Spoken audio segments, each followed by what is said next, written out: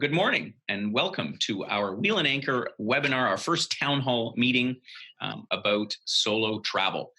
So I do expect more people to log in over the next minute or two, so we'll allow them to do that.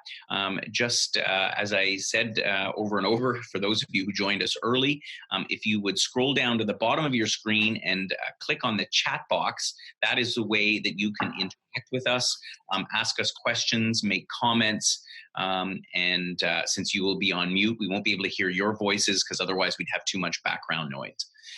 So that's the way to interact with us. And I do encourage you, please provide your comments, questions as we go along. So we're going to get started. And let me give you, first of all, for those of you who are new or have not perhaps attended one of our webinars or one of our events, I'll just give you a brief overview about Wheel and Anchor and what we're all about. Our motto, our tagline is about bringing travelers together.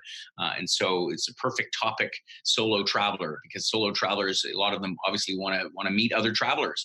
And that's really the vision I set out to do with Wheel and Anchor, is to really to find like-minded people who aspire to the same things, to learning, having a similar experience out there in the world, and bringing all those people together into one community. So that's what we are all about, and we've had some good success with that so far. Our membership is growing quite quickly. My vision for our members is about being well-traveled and well-connected. Well, what does it mean to be well-traveled? I think that is, I think it's pretty clear for most people.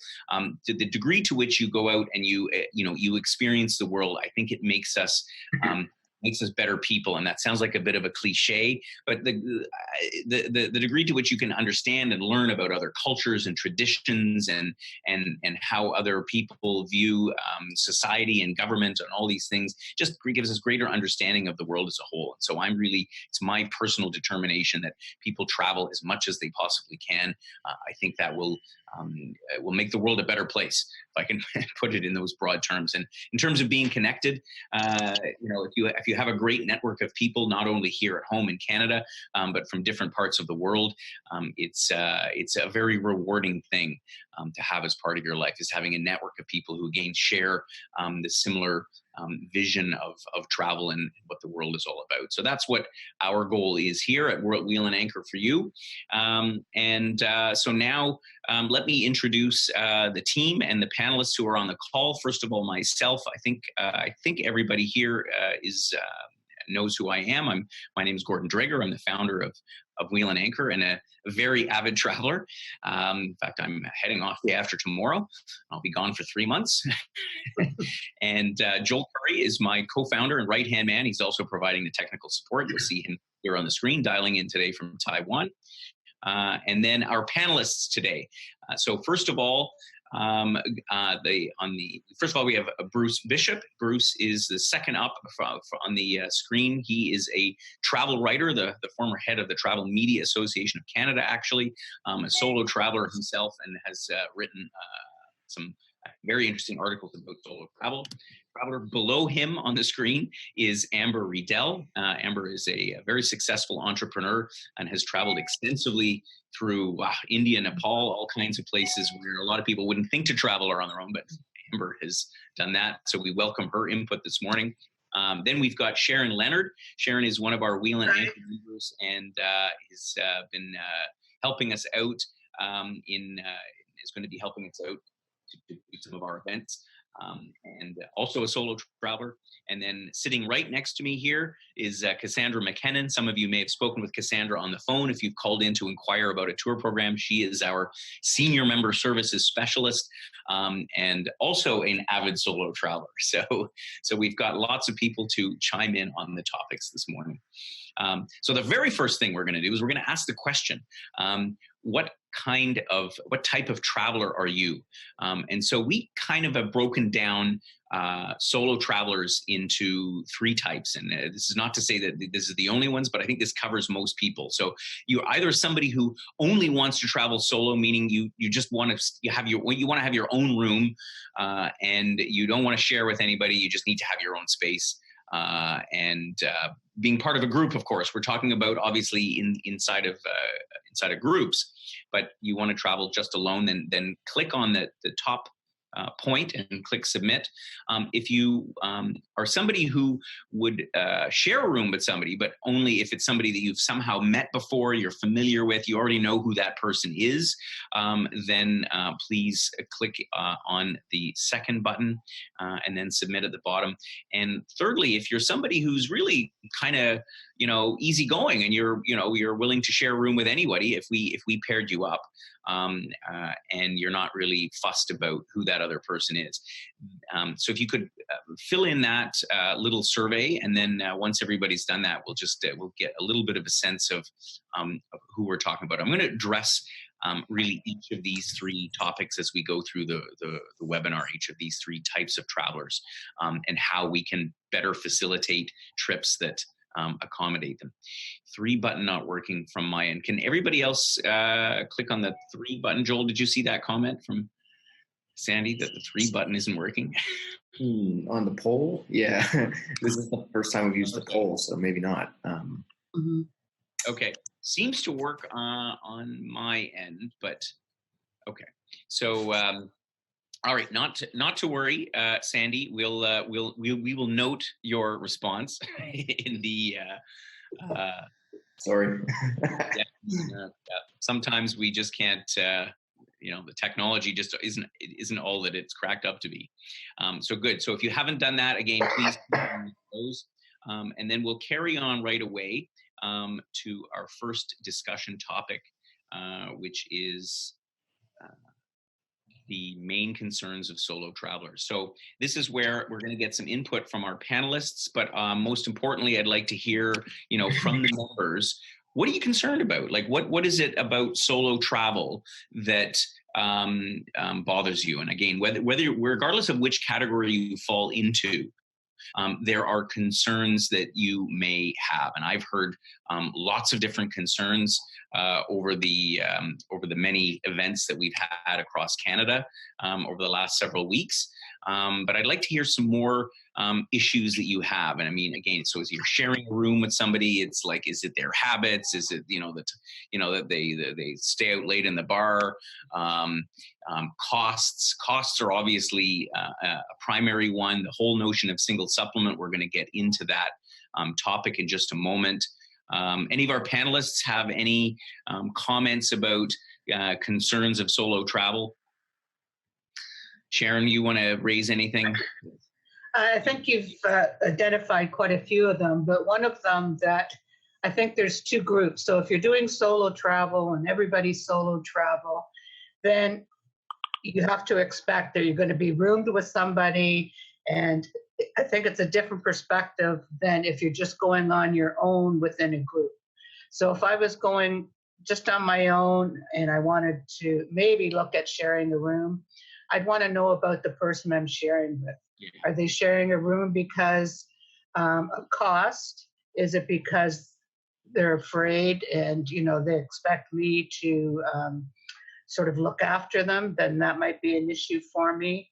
Or if they're just shy, then that's okay. So you really have to get to know the person and why they want to share a room with you. Yep.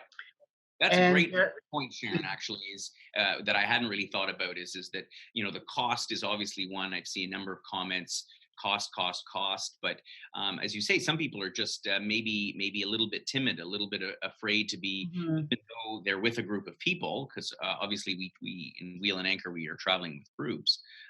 But yeah, there's an emotional factor to it, particularly if it's somebody that's had a partner their lifelong. That's a good point. And another comment here about not being included when there's only couples, which is, again, one I've heard consistently is that if you're a solo traveler and there's 10 other people on the trip and it's all couples, then you feel a little bit alienated, I suppose, from the other thing. That's, I think, a valid point as well. So let me highlight, I think, the top three the complaints that we've heard about solo travel.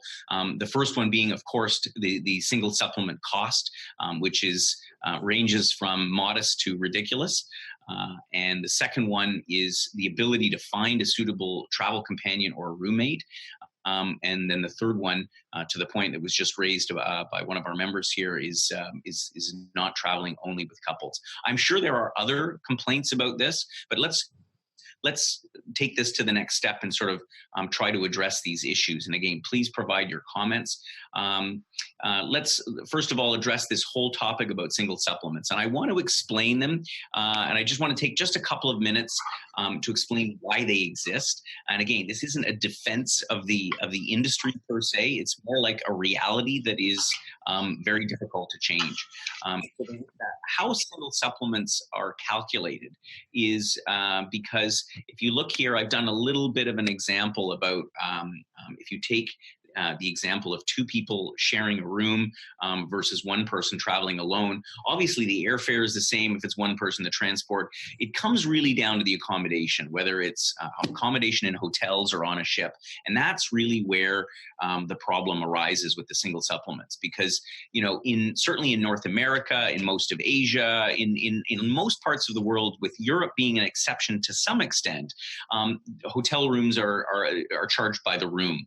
And so whether you have two people or one in there, hotel doesn't care. This is the price. So if you look, for example, at that example here, if you look at the price of 15 nights at $200 a night, of hotel accommodation, that would work out to $3,000. So you can see if two people are sharing that, the extra cost that one person, a solo traveler, would have to bear would be $1,500, would be a 33% increase. I think for some people, and I don't want to speak for everyone, because I know that this is different for a lot of people, but some people would say, well, that's actually not too bad, a 33% increase. I mean, don't get me wrong, $1,500 is a lot of money. But I think the next point that we have is really about cruises and cruise ships. And that's where it starts to get really, really difficult, because cruise lines are often charging 50%, 75, 100% in many cases. Often you'll find with the higher category cabins and the suites and so on, the cruise ships will charge a lot more. And, when I've raised this issue with cruise lines in the past, they basically kind of, it's all of the number crunching guys. They kind of shrug their shoulders and say, well, our overhead cost is the same if there are two people sharing a room, if there's one person. And I said, well, what about the meals? I said, what about there's less this and that and the other thing? Well, the food cost is inconsequential, and they don't really care. So that is why the single supplements are high, is because the cost structure, the whole way the industry has been built up, has all been on the basis of two people sharing a room. Now, that isn't the end of the world, because I'm a believer that that there are ways that we can address this. But first of all, let's get a few more questions from the members about single supplements. And do you any thoughts about that? I mean, I've explained very briefly, because I didn't want to take a ton of time, why they exist. Does anybody have a question about that? Or one of the things that I did hear, and the reason I wanted to explain how that works, is that there were a number of people who said to me, well, it's a penalty. Well, I have to be honest, it's actually not a penalty. It's literally a function of the calculation that I've just demonstrated. I see a question here from Norma regarding the hotel. Can you elaborate on that question at all? What it is that you wanted to know about that, or anyway, I'll come back to that if you have a question specifically about that. Then let me then try to give you some of my thoughts on how we're going to try to fix that. So here's a good point here about having traveled in the past and paid a single supplement because the rooms were single rooms and not double rooms. Yeah, well, I think that's a very good point. In fact, that brings us actually to one of the solutions. And so I think the point here is that the single supplement is really, it's a calculation exercise, right, as opposed to a penalty. However, in Europe, as an example, they do often price hotels on the basis of per person and not per person and not per Oh, yeah. Sorry, I forgot to ask Bruce the question. Right. Sorry, we're trying to juggle two laptops here. My apologies. So, Bruce, I wanted to get your input on this because I know you've written about this subject in the past. You've owned a travel agency. What can you tell us about cruise lines, river cruises, and how they deal with solo travelers?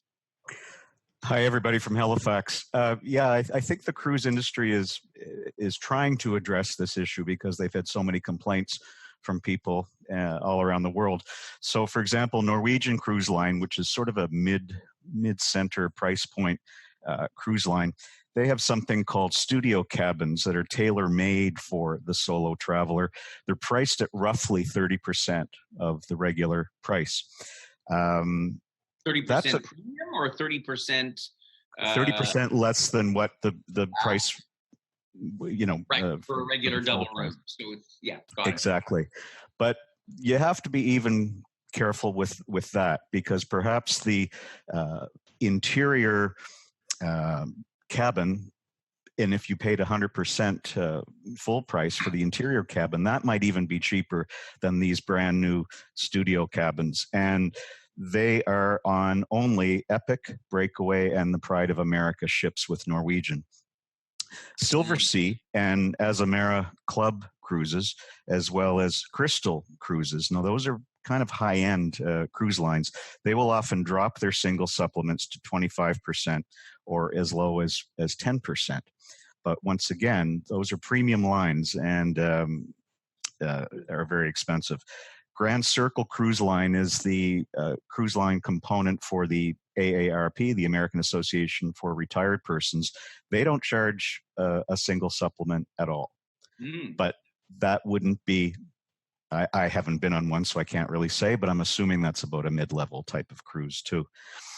Yeah. Majestic Line, which is based in the UK, they reserve 2 cabins for solo travelers on each of their small ships at no additional cost. So a little bit unusual. Now, the river cruise industry is something different, and I have had personal experience with this with some of my clients. AMA Waterways, Uniworld, and Avalon Waterways, they regularly waive the single supplement and sometimes at the last minute. So if you're a really savvy traveler and you always want to check on rooms that might be available, go onto their own websites. The experience that I had was with six retired nurses from Yarmouth, Nova Scotia.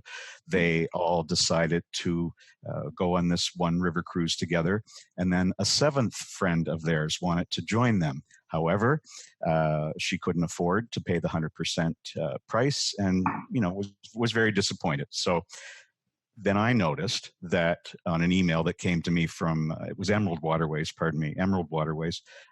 saying that they're waiving their single supplements on certain cruises for 2017. So I called up that woman and said, hey, you can go. And now you get a full cabin with no extra cost by yourself. So she was very happy. Oh, so it can happen. It can happen. So I think that's great to hear, Bruce. It's great to hear in particular that the industry is starting to recognize that there are a lot of solo travelers and are going to change things. I think from my own experience to address that is that often they'll allocate 2 or 3 cabins on a river cruise ship as an example. So for us as a community and organization that wants to do group travel, it becomes potentially a little bit more difficult. But I know I am in discussions with a couple of different river cruise lines who we work with to say, listen, we want a better solution. We don't want just the cold shoulder. So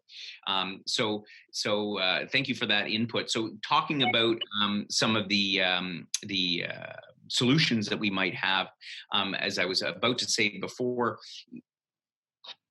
in Europe, in hotels, while they charge based on the room, often cases they'll have double rooms that will be, in some cases, maybe 20% or 10-20% more than half of a double room cost for a single room. And then, as has been pointed out, those hotels often have dedicated single rooms, which are smaller than a double room. And so I'm certainly looking at developing some trips where we can avail ourselves of those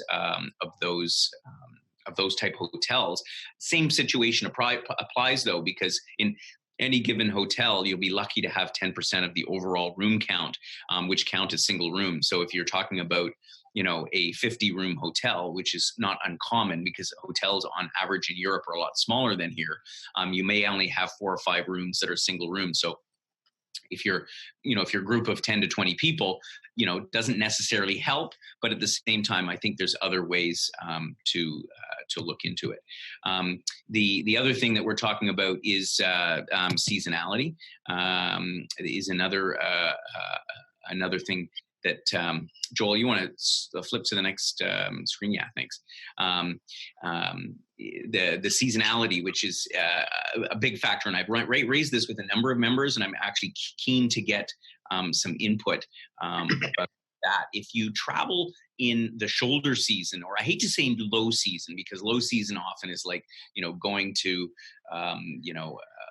Italy in the middle of winter, which is generally not going to be appealing for some people, although it's a lot nicer than it is here. Sorry, yeah. Cassandra, did you want to make a comment about your experience with the last your trip to Austria? And we just had our first Wheel and Anchor women only solo travel trip, and how did that go? It was amazing, absolutely amazing. It was a program, for those who don't know, it was a program dedicated to women solo travelers only. And the feedback that I got after speaking with the members, even before we took off on the trip, and then following up with them with their testimonials, was just fantastic. A lot of the benefits that they were looking to experience in such a program were fulfilled. I know that some members have voiced that, the ability to travel on their own time in their own way was really appealing with the program, and they were able to do exactly that.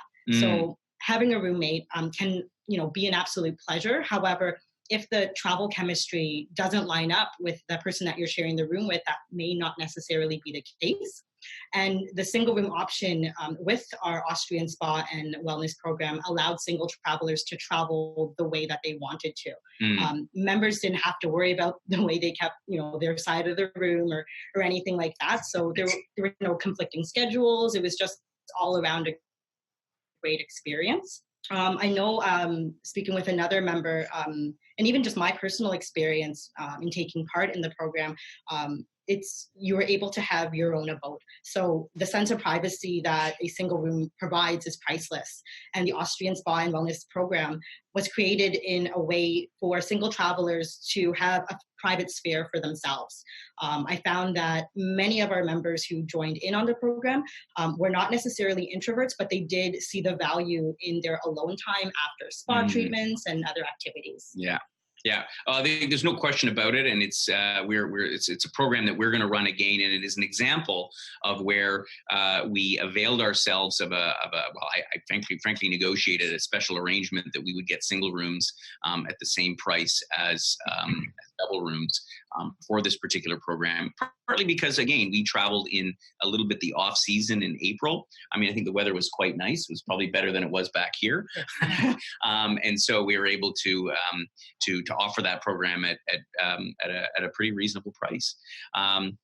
I see a question here just about the quality and single travelers, solo travelers often getting the worst quality rooms. Absolutely, that that is a risk that one takes, because the hotel figures if they're only making 50% of the money off you, then they're gonna have you overlooking the dumpsters or something in the back, and that's obviously part of our job at Wheel and Anchor, is to ensure that if we're going to do this and do these programs for singles, is that we do get proper rooms and we don't just get all the crappy rooms, so to speak. Good. Well, let's continue on to the next part of our webinar, and which is not to dust that other topic aside, but we are definitely working on some single room trips, so just single rooms. But I think the bigger question that we're getting from a lot of people here is, well, I'd really like to travel with somebody anyway, and then the whole question becomes moot if I can have a suitable roommate or companion. But how do we do that? How do we identify the right kind of person to travel with? Because if you're going to be away for 2 or 3 weeks at a time, it's a big question. And so I'd like to get now some questions some comments from the membership, from the other panelists, specifically Amber, about our first question, what your concerns are about the travel companion. So is it habits? Is it, I mean, it could be a whole bunch of things, but the degree to which we can understand what the concerns are, we can try to build a system to try to address that. For sure. Amber, what are your thoughts? So I have shared rooms as a solo traveler with people that I've met an hour prior and shared with friends that I've known for years and have never traveled with. And so my biggest concern in all of those years are always to sweat the small stuff. So for me, I know the big things we can get over, but it's the small things about idiosyncrasies of people's personality that is always my biggest concern. You know, when I go into a room and open my suitcase, it looks like it's exploded within 2 minutes. And a concern is, how is that going to affect the person that I'm with? And how is that going to affect their trip? And are we going to be on the same page? So a huge concern is always how we will vibe with each other in this room, you know, for 2 or 3 weeks at a time. Absolutely. I'm curious, Sharon, have you've roomed with people before when you've traveled, or have you just traveled on your own? I'm just curious what you think about what Amber just said about the whole vibe, if you will, of that other person and the exploding suitcase, which I think is a great analogy. I have traveled both ways, and I do agree with what Amber has said. And it's not, you know, we can talk about the type of roommate that we don't want or we do want, but we also have to realize what kind of roommate we are. And my suitcase doesn't explode, but so you might. And I wouldn't mind somebody's who did, but you know, it's true. You can't sweat the small stuff. But I think maybe a way to get around this is, you know, we just do a questionnaire beforehand. You know, if we're going to share rooms, like what type of person are you? Do you like to party? You know, are you concerned about lights out at a certain time, like having guests back, snoring, you know, different things like that, just so you can eliminate a lot of it. I think after a couple of weeks, you're going to get on each other's nerves at some point, but if you don't sweat the small stuff, you'd be okay. You'd be okay, absolutely. Yeah. But that actually brings us to the second question, which is shown here as the third question. We had another question, but we decided not to ask it. It's actually by Joel. So we're going to blame him for that. No, but Sharon, that leads perfectly into this question. And again, this is where I'd love to get feedback from all of our attendees, from all of our members. What would you want to know about your roommate in order to be able to assess whether it was the right fit for you? Because knowing that you're going to spend a week, 2 weeks, 3 weeks with that person, what kind of things would you want to know? Because part of where we're coming to, I think, with this is we would like to be able to create a bit of a profile on people that somebody could look at and go, oh, that person, you know, I could live with those habits. I could live with somebody that has an exploding suitcase, or not. So there are a couple comments on here. Morning routine. I think this is a very good point, right? Are you a morning person or are you a night person, right? I mean, you know, do you really want to room with that person who, you know, if you go to bed at 9 o'clock sharp every night, and they're out bar hopping until 1 o'clock in the morning, it might not be the ideal fit. Age is a good question, and so what. And I think this is a tricky one, because is it really the age? And for some people, if that is a factor, it's a factor, right? It's what it is for you, and so it's one that we sort of want to look at. I see here reading at night. So this comes back to, you know, the other habits that one might have. You know, do you spend an hour in the bathroom? Maybe that would be a question that we would put on a solo traveler for. Are you a 15-minute bathroom person, or are you an hour bathroom person? Something else, Gordon, just to jump in on the reading at night, how someone unwinds when they're in the room makes a big difference as well. Mm-hmm. And I don't know how you would ask this or find it out, but it's something about, like, are you someone who likes to fill time with a lot of talking, or are you someone that needs a lot of space and reflection? Yeah. Excellent point. Excellent. That's an excellent point. Here, another great one here. Are they a seasoned traveler? So, is it somebody who that is able to sort of go off and do things on their own, or are they somebody that feels like they need to be handheld and looked after all the time? That points to something very interesting, I think, because what we're saying at Wheel and Anchor is that we are generally consist a membership of more seasoned travelers, and yet there are still undoubtedly people who are, for lack of a better word, perhaps a bit more needy, and I think that's an important point, is how do we assess somebody's neediness. So I think that's so travel experience, and to Amber's point, how much you talk. Bruce, have you had an experience sharing a room with anybody at all? I'm curious as well if any of our panelists have a comment on sharing a room with somebody of the opposite gender, or let's say of a different gender. This is the 21st century. So any thoughts about that?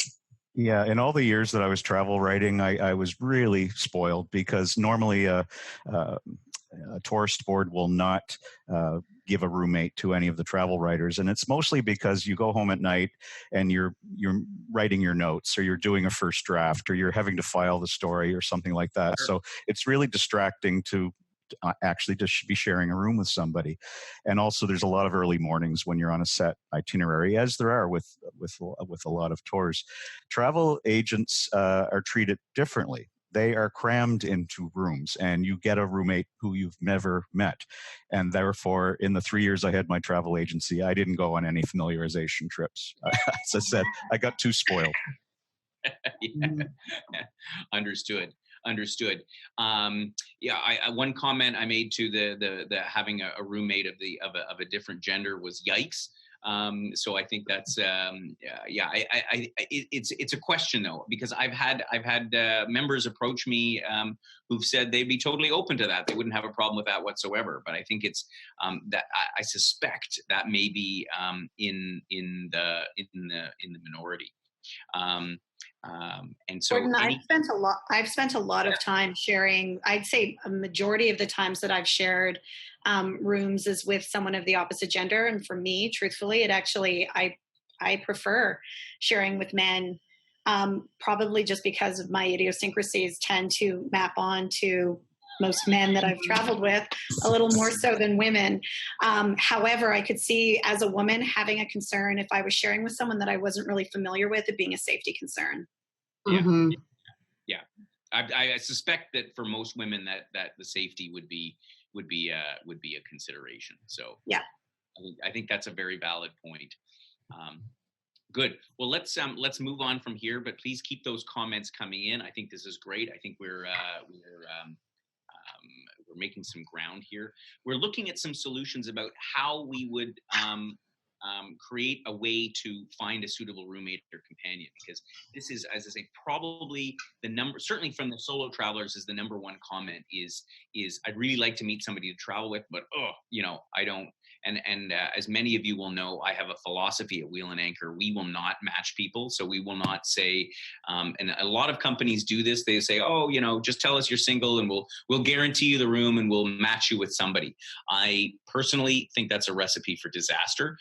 You're investing a lot of money into travel, and to not know who that person is, if you end up finding out that you're incompatible on the first day for 2 weeks or 3 weeks, I can't think of a more nightmare situation. So it's the reason I personally don't do that. So hence we have to find a way to do that. So one of the things that we're looking at doing, and again, if you have ideas out there or comments on these things, so we sort of brainstormed and came up with this idea of what we're calling solo traveler speed dating.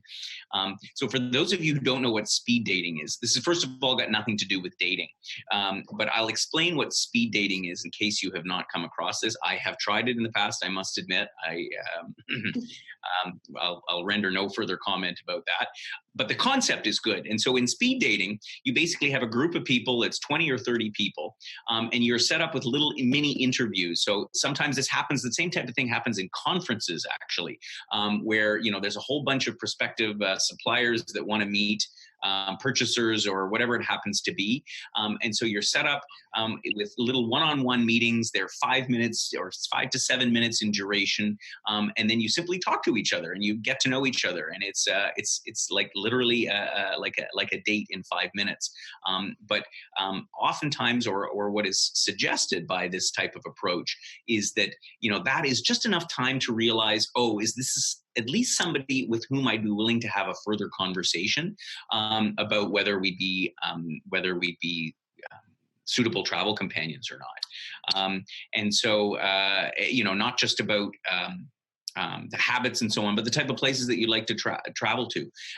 So the question is this done in person or by technology? That's actually a very good question. My thought of it was that it's done in person, so that, you know, we'd actually have a little, you know, dinner and drinks event, and have a bunch of people come out in the different cities and do it in person, which is the ideal way. But I realized, having spent 2.5 hours on the road driving from Toronto to Guelph yesterday, that it's not always convenient to be able to attend events because transportation can be such a problem. But technology, Joel, do you think we could do this by technology? We could do it maybe the same way we're doing it now with a tool like Zoom. We could, I don't know, have 20 people on the screen, and does that sound like it would work? I mean, we could maybe try something out that way. I don't have any definite, like, I know this is a tool that will work, but I mean, we could try. It might be something that can work. Yeah, certainly, because we're all across Canada. That seems like a good idea, because there's a good chance that, like, also if you live in a small community, I mean, it may be really hard to find somebody in that small community, especially who is a traveler. But, you know, 2 people in small communities from Nova Scotia to, you know, Saskatchewan, that may be a good fit. So yeah, maybe we can do it. Yeah. I could also see a message board style situation where if you have a outline of the kind of information to provide, if we've like uncovered the things that generally make or break companion sort of staying in a room together, that I could see people posting that information and them pairing themselves up. Like for me as a woman, if I'm interested in going on a particular trip, I would love to go on a message board and say, who else is interested? Let's start a conversation and, you know, start a sort of friendship based on where we want to go, which I've done in the past with finding groups to hike with and finding, you know, groups to go and do things when I'm in a city. And so why not on a trip that I want to take, like a group trip? I think that makes a lot of sense. I mean, I think that, you know, a comment here I see is 5-minute meet doesn't necessarily give you a true observation of the person. I think it's a very valid point. I mean, I think with speed dating, I think the idea of it isn't that you truly get to know them and know exactly the type of person they are, but you will probably at least have a sense that they're not a mass murderer or something like that. That's but the point being is that the idea of it is that at least you know, oh, this is somebody I'd at least be willing to have a conversation with to find out if there's somebody that I could be compatible traveling with. So I think this has been very good input. And what we're going to do is we're going to actually look to create a couple of events like these in a couple of months' time. But I think we're also going to look at trying to do those using a technology platform like this. Again, the point is to try to introduce people. It's not to know all of their idiosyncrasies and all the rest of it, but it's a start. Another thing that we are talking about doing, and I'm curious again, feedback from the membership, although I've had good feedback on this before, are our Wheel and Anchor weekend trips. So at Wheel and Anchor weekend, we say a weekend has 5 days. Who wouldn't like a 5-day weekend? But the idea here is that we've had quite a bit of requests for shorter trips. So not necessarily even 5 days, maybe 2 or 3 days, but the type of thing where that if you were more open to being matched with somebody, but it's just for a couple of nights, so it's not the end of the world if it's not the perfect roommate, you can survive for 2 or 3 nights. The first such program, longer program that we're going to do, planning to do, is, for example, in Havana, Cuba, which will be launched. It'll be happening in November, in the 3rd week in November. And again, short little 5-day program, so it's not going to cost an arm and a leg. It's going to be fairly moderately priced, and it'll be a great way to see a beautiful city, and at the same time perhaps get to new members. Thoughts about that? What about the idea of short trips? Sharon, you have any thoughts about that? I know you and I discussed that in person on that. I think it's wonderful. I would be very excited to go to Havana, and the place I've always wanted to go, and to go with like-minded travelers. I think it would be great. Some of the other places, even Graceland, all different kinds of short trips, I think would be really interesting for people. Yeah. And how does that? What do you think about that, Bruce? Any experience with that, or you've seen? I mean, there's companies that, although not many companies that specialize in short trips. I mean, from a, I'll say from a pure economic perspective, you'll find most travel agents and so on really aren't necessarily interested in selling short tours, because there's not much money in them. The same amount of work, but not much money. But what do you think about that? Well, and personally, I'd love it. I haven't been to Havana either before, and a few days would be probably preferable if I had a roommate versus a full week or 10 days or something. So the difference, though, again, if we're talking just about the Toronto market or the GTA, that's great. But then when you're coming from Halifax or St. John's or wherever, there's a time difference. So therefore, I'd be leaving really early in the morning in order to join your maybe 11 o'clock, 12 o'clock noon flight to Havana. And sometimes the flight schedules don't jive very well, especially if you're talking a short trip. If it's a longer trip, you don't care so much. Yeah. That's a very good point. We do have to take that into consideration. We have, I mentioned the Havana, for example, in Vancouver, and people sort of scratching their head going, well, that's not really a short trip for us, because there's no direct flight from Vancouver to Havana, so they have to come to Toronto. So, that's now a 10-hour journey, instead of for us, it's a short 3.5-hour hop. So definitely we have something to think about. Some good comments here, though, about Washington, D.C., New York City, even for example, Montreal. I was thinking about doing a little culinary trip in the eastern townships, for example. There's a lot of places that are very close to home here in Canada that people haven't experienced, and I'm curious about that sort of thing. Quebec City, another one, a great one, that we all know it's there. But we don't generally hop in our car and drive there. So, and not to mention the fact that if you go with a group of people, it would seem to me that it would be a lot more fun. Amber, you're nodding your head. What do you think about the idea of short trips? Well, what I think is so interesting about it is I have so many friends that would never consider going on a trip, and possibly as a solo traveler, getting over the single supplement by sharing with someone they may or may not know, that they would just be afraid to even try it. This, I could see, is an easy way to see, how am I going to react to this? Do I actually like sharing a room with someone I don't know? And may find that, your past, how you behave, is the best predictor for the future. And so this would be take it from a concept to, hey, not only do I like this is like better than being on my own in a room, and then going and doing something longer would make sense. Yeah, good. Yeah, no, I think that makes a lot of sense. Mexico City, I see here's mentioned as well. In fact, Mexico City is one of the first 3 that we were thinking about doing sort of 5-day getaways to. A fantastic place. And also we were discussing the Azores, actually, which is also surprisingly close. And certainly, again, I'm talking from Toronto, and I do appreciate, our members are all across Canada. And so what might be good for us in Toronto might be not suitable for somebody in the West or the East. But we are, we're going to try to come up with some of these trips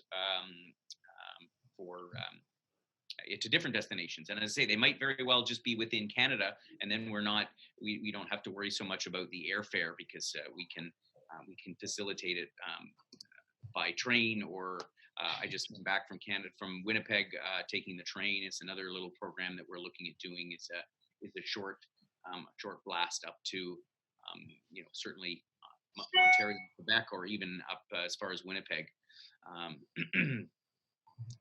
Yeah, remember the time zones. A good point there brought up as well. Good.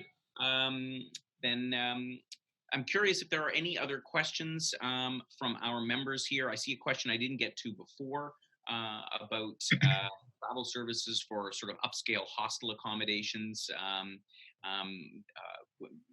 This kind of thing. I think that's a good point as well. I think that for the type of tours that we're running, we're not generally looking at hostels where there's sort of multiple people, like a dormitory accommodation. But at the same time, one of the ideas that I've been working on trying to find a solution is villas in Italy, for example, in Tuscany. So I toured through several in early part of this year in January, and I think that it's quite a reasonable form of accommodation, and you could do it with people having their own rooms, or potentially even sharing, but the price point might make it such that you could have your own room. So it's another type of thing that we're looking at doing. Any other thoughts on things that we could do? Somebody suggested to me as well, using like private accommodation, i.e. Airbnb and that kind of thing. It's a bit of a logistical challenge for us on the travel business standpoint of things, because of there's no guarantee of quality and the insurance issues and all the rest of it. But yeah, I'd welcome any other ideas, any feedback from either the panelists or from our members about, what else could we do? How else could we sort of solve this challenge of solo travel? Gordon, I remember about 3 years ago, I was in St. Lucia, and there was a small hotel very close to the airport that was probably, I don't know, well, much, much less than the cost would be at one of the big resorts in the other end of the island. And, you had your breakfast and your dinner at this place, and it was owned by a local St. Lucian family. And I remember at the time asking her, would you consider taking, a bunch of, I can't think of the scientific word, but the bird watchers, because there's, such a variety of birds on St. Lucia. And she said, for sure. And at which point she showed me all the different types of rooms. But again, you could literally book the whole hotel. And again, it would be so much less expensive than a big resort. Mm-hmm. Yeah, I think that's a great point, and this is something that we want to look at. I'm looking to develop some tours in Austria. Again, same thing, using smaller hotels.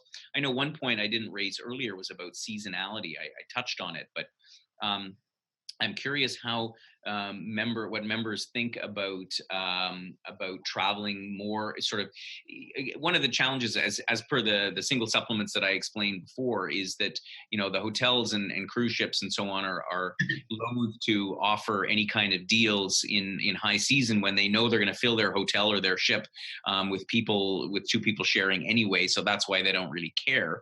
The degree to which we can travel a little bit in the off season.